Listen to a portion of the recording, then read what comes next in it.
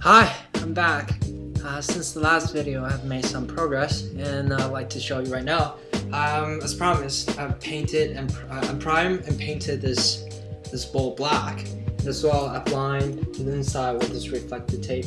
I was going to use the emergency blankets as I initially planned, but it turns out to be a pain in the butt to glue everything on and then make it flat as smooth as possible. And I got my hands stick together numerous times. So I went to the dollar store and then picked one of these up. These are foil tapes. It comes around $1, and all you need is one roll. I've used that to line everything around it, and it works very well. Also, I've cut out a hole right here for the flash. Around here, I use some sort of foam that I picked up from the dollar store as well. That came for free because it was one of the foam you put it in a case to give it shape. I just used double-sided tape, go around it. It serves two purposes. One is to hold the flash in place, and another is to make sure there's no openings around the gap.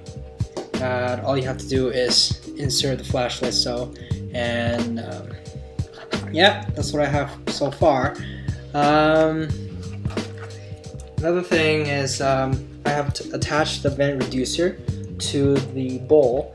I didn't have to use much glue because it was very tight to begin with, and all I had to do was use some of this full tape all around to seal the gap and give a little more stability. And as you can see, it's really stable. There's a little gap. Let's show it this way. It's a little gap in the back for the bar, for the frame to be attached to. Actually, I do have the bar with me. This is the bar. I had to send it out to get a bend and drill the holes, but because I don't have the equipment. But it turns out this is not very accurate, so I have to deal with this later on. It doesn't really work right now. It can only be attached to the flash on the bottom, but I can't get the camera to be held in place and at the same time attach it to the bottom of this vent reducer. So far it doesn't really work.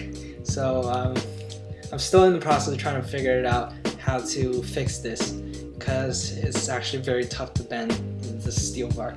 Anyways,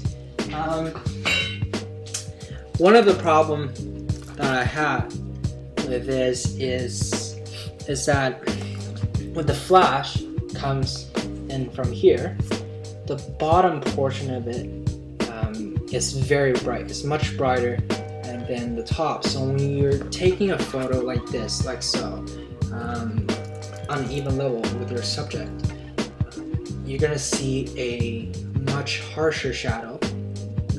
Not harsher, not too exaggerated, but you're gonna see more shadow on the top rather than the bottom, which means that this is too bright. So I use one of these.